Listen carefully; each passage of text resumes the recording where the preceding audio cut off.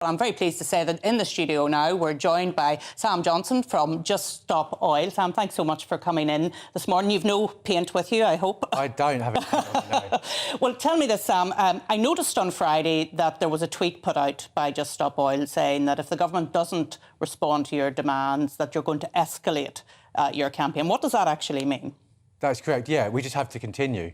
We have to continue with our campaign until the government halts all new future oil licences. We know that. It's a no-brainer, isn't it? We have to transition. We have to do a just transition to renewables now. Renewables are 9 times cheaper than fossil fuels. And do you not accept that government are transitioning to renewables? I mean, some people would say they're doing it too fast, actually, for our energy security. Well, then people... I mean, that's wrong, isn't it? They're actively increasing fossil fuel production when they should be reducing it. They're going ahead with 100 new fossil fuel licences.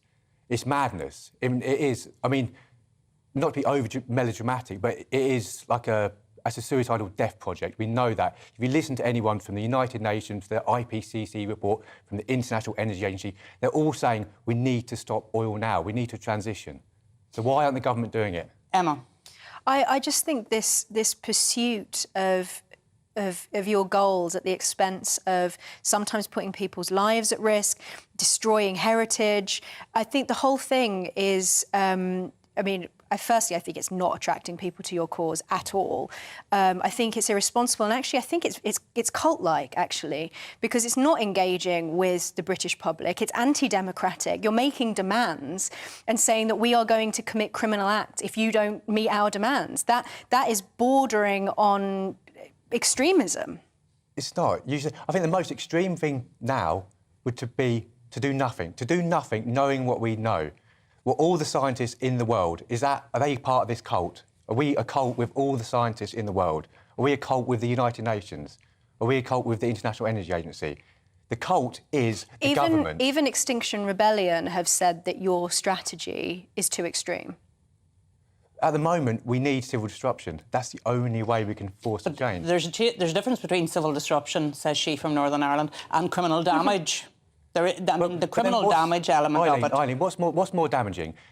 Paint over a bit of property, or, say, young children this winter waking up cold, going to school hungry, But why is it an either-or, Sam? Because, I mean, I can't understand why throwing paint over property is going to advance your cause, because it's actually turning people against you. I mean, that's Emma's point. Well, actually, I would like to say that property that you threw paint over is a building that I have worked in Tufton Street. The reason why you threw paint over that building is because of this strange conspiracy theory that you seem to have, which includes attacking the building on the basis of the IEA and the ASI, even though the Institute for Economic Affairs and the Adam Smith Institute, which aren't even in that building, the sign that you put up on that building was in front of the Civitas offices, which has absolutely nothing to do with any of the things that you object to. There are all sorts of organisations in there that have nothing to do with fossil fuels. You just brazenly committed criminal damage against a building that has multiple people who represent different views inside. Yeah. No, I'm sorry, the Tufton Street has been... You have literally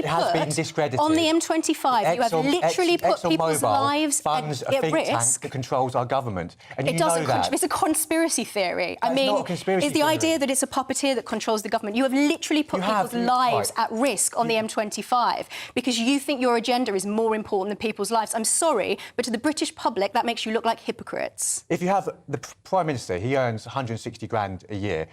The oil industry this year made $4 trillion.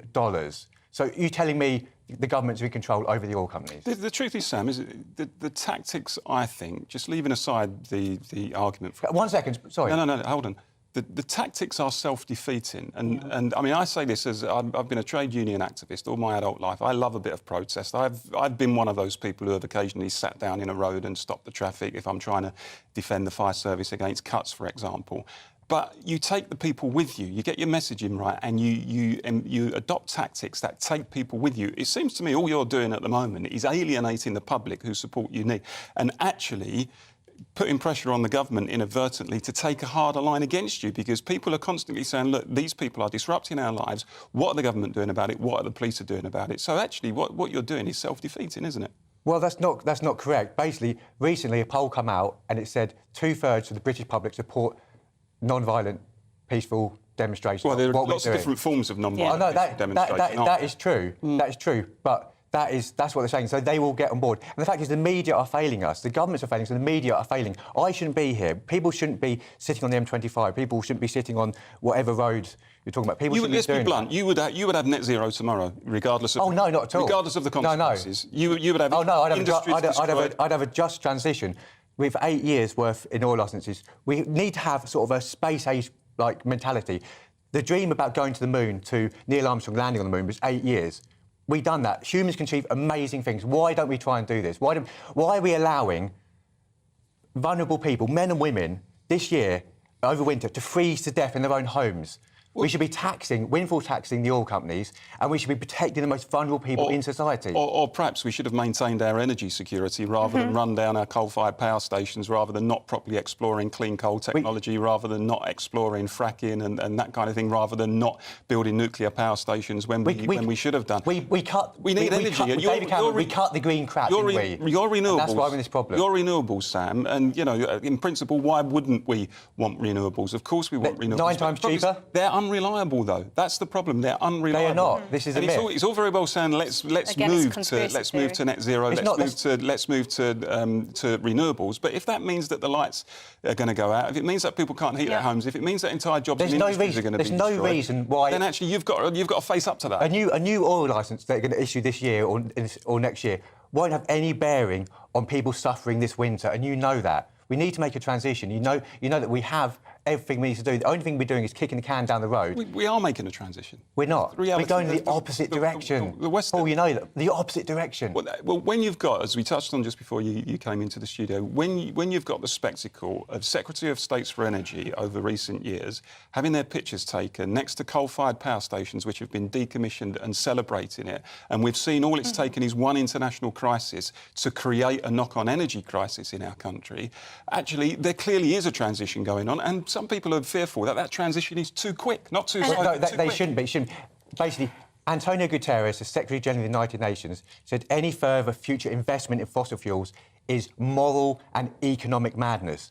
We're heading to a dead end. We need to change now, and we need to make a just transition. That's not all we're asking for. 8 years, but we have to start immediately. You can't disagree with that, can you? Well, in principle, my fear is that it would be moral and economic madness to go to a situation where there's a cliff edge which leaves people, you know, freezing in their homes and not being able to heat their homes, and not being able to keep the lights on, seeing elderly people die, seeing jobs and industries disappear, seeing the sort of ravaged communities that will happen from that. And as I said before you came in, we can all be green. I think most people nowadays are green. They follow the green agenda. They want to be more environmentally friendly. I'll pick you up on that point. But the process needs to be sensible. The problem is everyone is doing their bit. Individuals are doing a bit. But it's come apparently clear that none of that's going to make any difference as long as the governments in the UK and around the world continue to push forward with fossil fuels. It won't make a blind bit of difference. The last word, or the last sentence on the IPCC report said we have a brief and rapidly closing window to secure a livable future. I don't think we're going to have a meeting of minds in the studio, but I do want to thank you for coming in and having that discussion this morning. Cheers, Eileen. That's Sam Johnson from Just Stop Oil.